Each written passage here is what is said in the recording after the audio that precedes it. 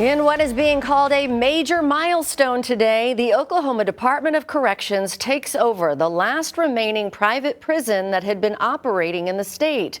For-profit facilities like Lawton Correctional Facility have a long history of problems, from abuse and overcrowding to understaffing. Good evening, I'm Erin Christie. But as one door closes, could another open right back up?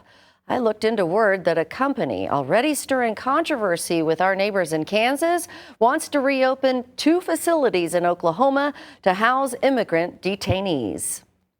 As part of the Big Beautiful Bill, $45 billion is allocated to open more immigration detention facilities, a significant portion to go to reopen private prisons. It's already in the works in Leavenworth, Kansas by CoreCivic, one of the largest private jail operators in the nation. But there is already pushback. A lawsuit calls that jail an absolute hellhole. Scripps News Group interviewed a former corrections officer there, William Rogers, who said he was attacked by an inmate. Too short-staffed, so the only thing I was dependent on was the cameras. And Tina Schonk was once an inmate there. Lack of feminine hygiene products, the lack of toilet paper, lack of blankets, lack of mats. Oklahoma Policy Institute analyst Gabriela Ramirez Perez says CoreCivic's CEO has expressed interest in reopening 2 facilities in Sayre and Watonga.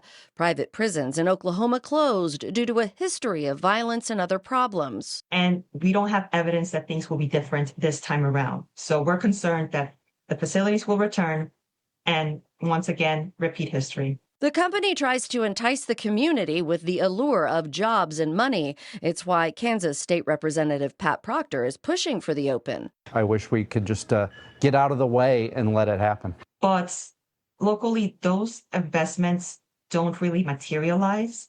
Other studies have shown that whenever private prisons open, particularly in small towns, it drives away other sorts of economic investment. These are for-profit companies.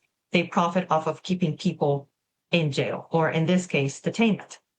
And the only thing they have done consistently in Oklahoma is close, which leaves the town to pick up the pieces and have to fill the gap that the private prison once occupied. Ramirez Perez says a reopening in Oklahoma is a real possibility and calls on the public to push for transparency and a voice. Oklahoma Policy Institute offered ways Oklahomans can voice their opinion on the matter. We've linked their information to our story at kjrh.com. We also provided a statement there that we received from CoreCivic.